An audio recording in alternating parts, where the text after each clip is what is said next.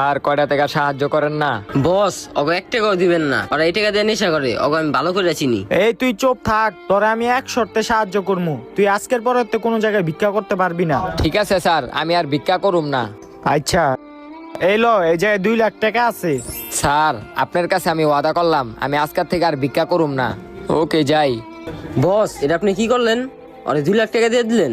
আমি চাই না আমার দেশে কোনো মানুষ ভিক্ষা করুক। দেখছো তো আজকে আমার দেশের থেকে একটা ভিক্ষুক কমাই দিছি।